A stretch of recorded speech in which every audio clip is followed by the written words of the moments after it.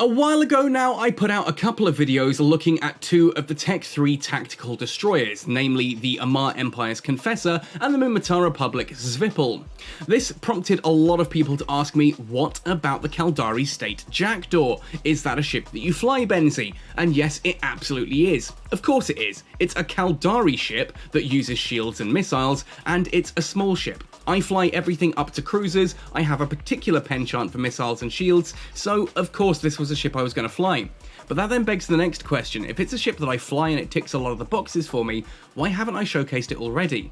And ultimately, that's what today's video is going to be about. We're going to take a look at the Jackdaw in regards to J-Space life and talk about what works for it and what doesn't. And unfortunately, as much as I adore this ship, it does feel like there's a bit more that works against it than works for it.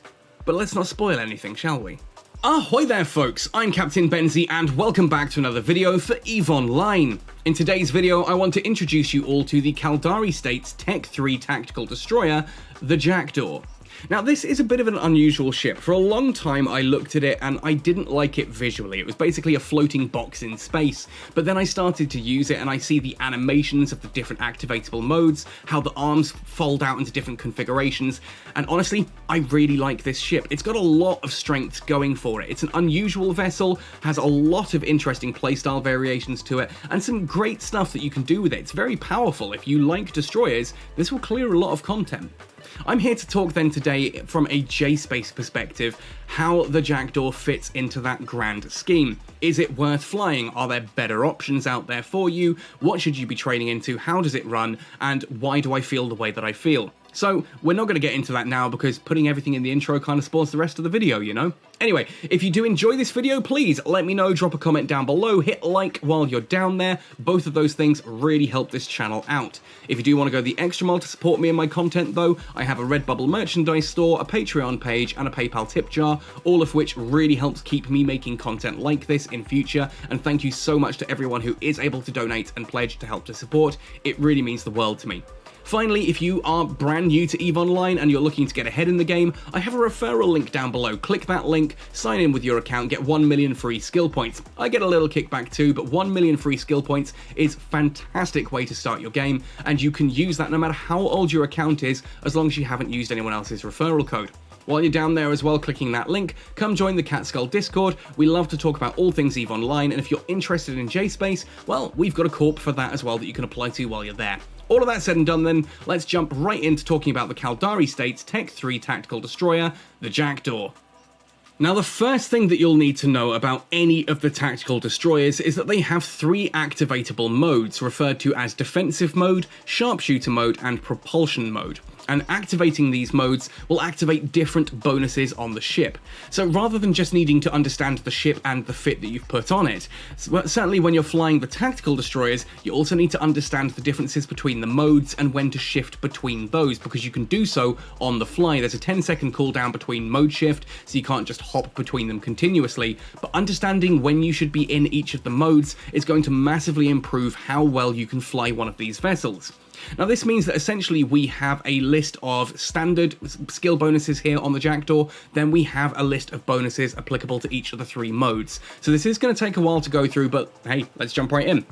First of all then, Caldari Tactical Destroyer. You're going to need to have Caldari Destroyer to 5, then start training to Caldari Tactical Destroyer. This is of course an Omega level ship, being a Tech 3 vessel. But Caldari Tactical Destroyer, this is going to give you per level a 3% bonus to light missile launcher and rocket launcher rate of fire, 15% at full training, which I have, which is pretty nice. Faster launching missiles, always a good thing, right? We get a 15% reduction in missile launcher reload time. That is a whopping 75% there at full training, so incredibly fast reload times if you need to switch your ammunition around, and a 5% reduction in module heat damage amount taken. 25% at full training. Means if you're overheating any of your modules, you take less damage when they take damage from heating. It's pretty self-explanatory, but it means if you are into overheating and you're good at it, then this is going to really reward that. We then have miscellaneous bonuses, a 33% bonus to light missile and rocket damage, and a 95% reduction in scan probe launcher and survey probe launcher CPU requirements. Essentially, that 33% bonus to the damage, always nice. Better damaging missiles, it's a combat ship, right? It's going to kill things faster. And a 95% reduction in scan probe launcher and servo probe launcher CPU requirements means that you can actually pop in like a core probe launcher or whatever really easily, so that if you want to take this out through J-space, you're gonna not have to worry too much about a wormhole collapsing. You can still scan your exits. We don't really get much in the way of scanning bonuses. This isn't a hacking and exploration ship, but it is able to carry its own weight when it's flying through a Neukis. Going down then, we get the different modes. So first of all then, let's take a look at defense mode. Defense mode, when active, gives us a 33.3% bonus to all shield resistances while the mode is enabled, and that's going to be really nice for just tanking loads of incoming damage. We also get a 33.3% reduction in ship's signature radius while defense mode is enabled, so bigger resists, smaller ship. It means that missiles are going to have a harder time applying to you, turrets are going to have a harder time actually hitting you, and when they do, you're going to take less damage for having higher resists.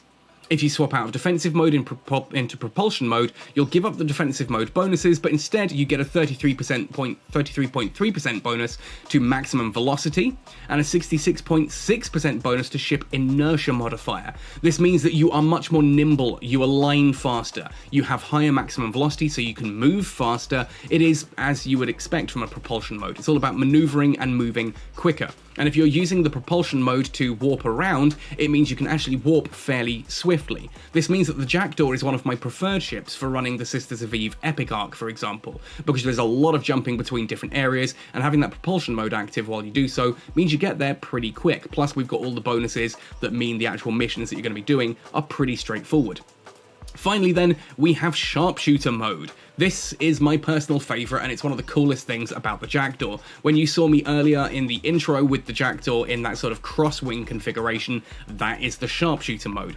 66.6% bonus to light missile and rocket velocity, so massive range boost there to your light missiles and rockets. A 33.3% bonus to light missile and rocket damage. That's on top of the damage that we got from the miscellaneous bonus up above, 33.3% damage, plus the 33.3% here. Again, a lot of extra damage coming off this ship at that point in time. It hits like a truck and gets mad range. 100% bonus to sensor strength and targeting range, so that you can lock on faster and from further away when you're in that mode as well, followed by a 66.6% increased resistance against sensor dampeners and weapon disruptors, which means if anyone hits you with a guidance disruptor or a sensor dampener, it isn't as effective. You sort of push through that really quite nicely when in Sharpshooter mode. It allows you to essentially kite or snipe really effectively. And we're going to showcase that in action with the fit right now. Before we have a look at the actual fit in detail, I want to showcase how the different activatable modes modify that. So here we are first of all in Sharpshooter mode. You can activate the different modes here on the left hand side of the fitting screen. This cross configuration that you've seen shows that we are in Sharpshooter mode. This means our missiles have a whopping 66 kilometer flight range, and we have a total of 245.5 DPS. For a destroyer with 66 kilometer range, that's really not bad. It's a good rate of fire, incredibly fast reload so you can swap your missiles as needed, solid DPS, and incredible range. Now, if we were to change this then into defense mode, you'll see that we get a bonus to all our shield resistances and a reduction in ship signature radius. Our signature radius shoots all the way down here. 53 meters is tiny. I quite like the look of this one as well, how it folds up at the back and you get the arms at the front here. Smaller signature radius and even better shield resistances across the board. You can see there our lowest is 75% on the electromagnetic with 82% on thermal. Not bad at all, means we're going to take a lot less damage when we are in this mode. Finally, if we go into propulsion mode, you'll see that our navigation speeds increase as well. We now get 841.5 meters per second on this. We get some very fast align times of 2.67. This is also the standard Jackdaw configuration, the one you'll see in like the ship tree and things like that, with 2 of the arms out at the front and the 4 at the back folded alongside it. Really like how this ship works and how it moves and between all these different points. Like, there's just something really cool about watching a ship unfold like this and reconfigure itself. The Svipul is still my favourite for that. I think it is the most dynamic of them, but the Jackdaw does come a close second. Otherwise, it would just be a floating brick, but the way the arms configure makes it visually interesting to me. So anyway, the fit itself then. We've already had a sneaky look at the high slots. We're looking at light missile launcher 2s. If you're flying a Tech 3 ship, you really should have Tech 2 missile skills and things like that to go with it. Now I'm just using standard Scourge light missiles here, Caldari Navy variants. You'll see that in sharpshooter mode we're getting that 66 kilometer range with 245.5 DPS. If we were to change that down into any of the other modes, you'll see that drops to a 39 kilometer range. Still pretty respectable, still pretty good, so as long as you're close to stuff, or fairly close, you can swap into propulsion or defensive if you need, but if you want to be sitting at that range, you're going to want to go straight into that sharpshooter mode for 66 kilometer range. It's just so much fun to be able to do that. We do have a utility slot, and because of the reduced CPU requirements, we may as well make that a sister's core probe launcher. Any form of core probe launcher will do, just to help you scan down wormhole exits on the off chance something bad happens to you. Now obviously this is a shield tank ship, we've talked about this before, so I've gone with a Gistum C-type medium shield booster and a Multispectrum shield Hardener 2. This just gives us some nice resists across the board, and we get some pretty good shield boost rate here as well, 38.7, not bad for a small ship. Again, obviously coming into defensive mode, those resistances do go up a little bit, and that's going to help keep us alive just that little bit more. If you do start to take some serious damage, go into defensive mode. The smaller signature radius will really help you out. You can then boost up the your shields with higher resistances, so you're taking less damage because of the smaller signature radius, and the higher resistances. Great for tanking some extra damage. The other mid slots then, I've gone for a Republic Fleet small cap battery in order to help with capacitor stability, alongside a cap recharger 2. That gives us some fairly respectable capacitor stability, 40.4%, with everything running. And remember, if we don't have the shield booster running, which we won't all the time, we are incredibly cap stable. Really nice there. We then have a Domination 1 meganewton Afterburner, although 1 meganewton Afterburner 2 would work just fine here. I was lucky enough to grab one of these fairly early on. Nice and, not too expensive, a little bit bling perhaps, but it does really help out, especially again once we go into propulsion mode and you see that we're getting that 841.5 meters per second velocity with that. It's really quite powerful. I like that a lot. Fast moving destroyer.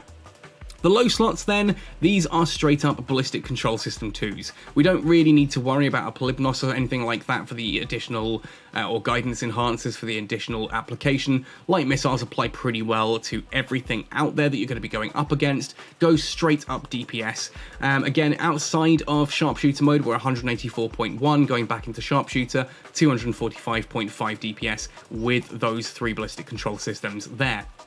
For the rigs then, we have a small polycarbon engine housing. This just helps us with our maneuverability. We are going to be essentially kiting for the most part with this, enjoying the sharpshooter's 66 kilometer range. And using this just to maneuver and keep enemies at a distance from us. Then we have a small EM shield reinforcer 2 for the last 2 rig slots, and that's just again about getting this resistance right up so that we're not taking extraordinary amounts of damage from anything that happens to be shooting electromagnetic damage at us, which of course sleepers in J-space are going to be. Now this begs the question, what kind of content are we looking at here? Well, essentially, the Jackdaw can do really well in C1s, it'll do really well in C2s, well, it'll do well in C2s, probably not really well, but it can do C2s comfortably, so it's the equivalent of something like a Drake for that. It's just fairly low DPS. You can take this into a C13, and you will get the triple DPS of a C13, which is really nice. You'll also get the halved signature radius, which is really nice as well. Obviously, you don't benefit from the armor of the Wolfer IA effect. That additional armor doesn't apply, and the reduced shield resistances are kind of nasty as well. It does hurt the Jackdaw quite a bit, but if you're using defense mode and you're kiting properly, you should still be fine in a C13. It's just not as good at a C13 as a Svipple or a Confessor would be, on account of it not being an armor-tanked vessel. And that's kind of sad. It's kind of sad that those two ships just do this a lot better than the Jackdaw does. It leaves the Jackdaw in this really weird position where it's just not particularly great at those. For this demonstration, I'm warping into a Ruins of Enclave Cohort 27. Interesting name for a combat anomaly, but it is a C2, nice and easy to run, I think. Decent amount of ISK for this for a ship of this kind of caliber. Now, the first wave is a battleship called a Sleepless Patroller, doesn't really do much, and 6 frigates called Emergent Patrollers. Again, really not much going on with these. I've walked in with propulsion mode active, activated the Multispectrum shield hardener and the Afterburner. This allows me to get into position, because as you can see, the enemies have all started a fair distance away. So I'm going to start to drift a little bit closer, lock onto some of these different targets, and work my way down the list. Now, in this first wave, it is the Emergent Patroller frigates that are the triggers. So we need to kill those last, or at least we need to leave one alive and then kill that one last, so that we don't spawn wave too early. Here you can see I'm kind of going straight after those frigates, the Emergent Patrollers. We're going to take them out nice and quickly. These missiles in sharpshooter mode do excellent damage, they've got brilliant range, and these frigates do go down pretty quick. Not too much of a problem at all there, as hopefully you can see. I don't set up an orbit, I just go with manual piloting. That Sleepless Patroller is still a pretty nasty threat to us, that battleship, so I kind of want to be keeping up my traversal so that I'm not getting hit by it. I'm a fairly small target, not particularly fast moving. 631 meters per second isn't terrible by any stretch of the imagination, but I want to keep that traversal up so that, like there you can see, Emergent Patroller misses you completely. Sleepless Patroller misses you completely, sorry. This allows us to keep our damage really nice and low. I have got the shield booster running because, well, we're practically cap stable, so why not? But again, theoretically, you should cycle it, get into the habit of cycling shield boosters. It's a bad habit just to leave them running, because obviously they can be very aggressive on your capacitor, and there is just no need for me to be running it right now. I'm just not taking any damage at all. Also, you should drop a mobile tractor unit nice and early on in this fight, bookmark it so it can start bringing those wreckages in. These sites do have some quite distant warp-ins, so it is worth getting that mobile tractor unit down nice and early. Now, as you can see, those Emergent Patrollers not really causing us much of a hassle at all. They're going down quite quickly, a couple of volleys here and there, and boom, down they go. Obviously, you don't get too many light missiles per reload, and they have a fairly slow activation time, but again, the amount of damage they do there, Alpha Strike is pretty hefty, and so those frigates do go down quickly. Here, however, you'll see up against the Sleepless Patroller, this is kind of my issue with the Jackdaw. Sleepless Patroller there, you can see the first volley, it doesn't really do much. These have got fairly high resists and a lot of EHP, and that's kind of sitting in a situation now where it's just not doing as much damage as I might like, and it is gonna take quite a while to bring down that Sleepless Patroller. You'll forgive me having just to join fleet there. I was an idiot and I'm ratting out in J-Space without being part of our standing fleet because, yeah, what a silly thing to do. If you are in a wormhole incorporation, having a standing fleet is almost vital because it just helps you keep around the people near you. If anyone does decide to jump in on me or someone shows up on D-scan, I've got friends nearby who can help out. You can hear me waffling on here, and you can see how little damage that Sleepless Patroller has taken. To the point that I'm now actually beginning to outrange it slightly, it is time for me to manually pilot again, keep up that traversal so that I'm not taking too much damage. Theoretically then I can turn off the shield booster. Otherwise though, let's skip ahead because this is going to take a while. Wave 2 has 5 Awakened Patroller Cruisers and 1 Emergent Watchman frigate. The Emergent Watchman is the only one with anything notable about it, in that it is a frigate that happens to use neutralizers, so we can take it out quite quickly, and having those neutralizers, it is a primary target for us. Fortunately, it's also the Awakened Patroller Cruisers that are the trigger for Wave 3. So you can see there, that poor Emergent Watchman just goes down really, really quickly, and we can start taking on those Awakened Patrollers one at a time. Similar issue here to the battleship in Wave 1. We just don't do all that much damage. Yes, we're completely safe, we're barely taking anything in response, but it does take a while to kill things, and this to me is kind of the problem with the Jackdaw for J-Space ratting. Like, it can be very useful for, as I've said before, running things like the Sisters of Eve and the Seven Sisters of Eve. That's a brilliant little epic arc to run with a Jackdaw. There's plenty of stuff that you can be doing with a Jackdaw in K-Space, but for J-Space, it just really lacks the punch, the DPS. And since wormholes kiting isn't overly popular in PvP, kind of leaves me to think that the Jackdaw just doesn't really fit. And theoretically you could go for a torpedo fit with the Jackdaw, but honestly, I've just never really found one that I feel comfortable with. It just doesn't really feel like a ship that was designed with torpedoes in mind, and I'm sure that there are going to be some people out there who do have a torpedo fit, and I'd love to hear it. If you've got a torpedo Jackdaw fit, drop it in the comment section down below and let me know how you get on with it. This could just be a case of me looking at the Jackdaw and thinking that is clearly a light missile platform, and light missiles just not being overly great at taking out these C2 anomalies. I mean, they'll do it.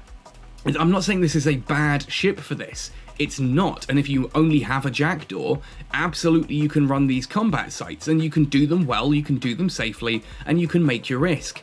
The trouble is, as you can see with this Awakened Patroller here now that I'm just getting a few volleys off on it, it just takes forever. These things do not die quickly with the DPS coming out of light missiles.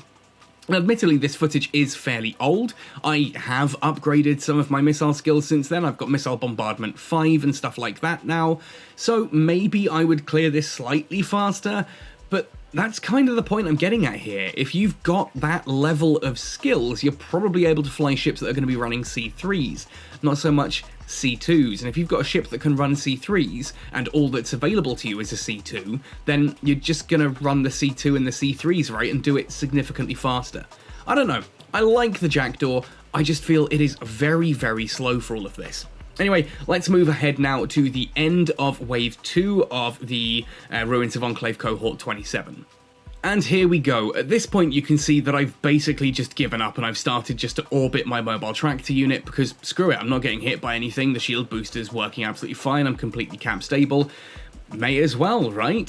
So anyway, the final wave here of Ruins of Enclave Cohort 27 is a battleship, a sleepless escort. There is nothing special about this either, it is just a battleship that has heavy damage and a really quite powerful weapon, just very poor tracking. So theoretically, as long as you spiral around it, keep your distance, you can just kind of hammer it with whatever. And again, this is what the Jackdaw does excel at. I can just sort of move in a little bit closer, I don't have to approach it to silly close range, I just need to get to basically 60 kilometers and start to shoot. Don't know why I started to launch there, that's way out of the out of range for the missiles. I think they're 66 kilometer missiles if I recall. So we do need to drift a little bit closer first. You can see I've got a 60 kilometer orbit set up there. That's going to be absolutely fine for me to start shooting at this sleepless escort. In the meantime, my mobile tractor unit is of course grabbing all the loot from the previous waves. By time I kill this sleepless escort, I should have everything available, at which point you just warp back out, warp back into the mobile tractor unit, and wait for it to scoop up the sleepless escort. Because the other thing worth noting about a lot of the C2 sites is that the enemies do warp in at rather extraordinary ranges. C2s and C4s, for some reason, they're combat sites, the enemies just seem to warp in at opposite ends of the entire arena, so you can be often over 100 kilometers away from whatever it is you're trying to shoot at, and that can be irritating to say the least. So I think ultimately this brings us to the ultimate point of this video. Is the Jackdaw worth it for C2 running? My short answer would be no, the Jackdaw isn't worth it. If you have other options, if there's other stuff you can fly, then go with that. You're going to get much better clear times with similar sort of safety. That said, if you are a Jackdaw pilot, if this is a ship that you happen to have available and you want to use it for C2 ratting, can it do it? Yeah. Absolutely. You can also take it into C1s if you happen to have those nearby, and it does clear those a lot faster, which might work out as better risk per hour. I'll be honest, I have not done the math on that because I don't see C1s as often as I would need to in order to make that proper comparison. Absolutely, the Jackdaw can run C1s and it does it really well. C2s, on the other hand, it runs them. And as you can see, it runs them blooming safely. Like I've not taken any damage at all. The shield booster's just left on repeat because I can't be bothered to turn it off because things are nice and lazy here. It's just, if you have other options than the Jackdaw, you're probably better off with those. If you can fly, even something like a Caracal is going to do better than this is. Certainly something like a Cerberus or, you know, you've seen me cover things like the Drake and that. But if you really want a light missile platform, then yeah, Jackdaw's not a bad option for this. It's not terrible, at least. Just there are better options out there. Anyway, folks, that's about everything to say for this particular video. I don't want to keep, like, slamming on a ship that I do genuinely enjoy. I like the Jackdaw, just, yeah. I don't think it is a great option. I think there are better options out there that you could run this kind of content with that are going to require fewer skill points to get into and just do it faster. I don't know. Anyway, let me know your thoughts and opinions in the comment section down below. Hit like while you're down there, and do consider joining either my Patreon, or dropping a tip in my PayPal tip jar, or checking out my Redbubble merchandise store if you've enjoyed this video and want to see more content like it. Otherwise though, folks, thanks for watching this one right the way through to the end, happy sailing, and see you in New Eden!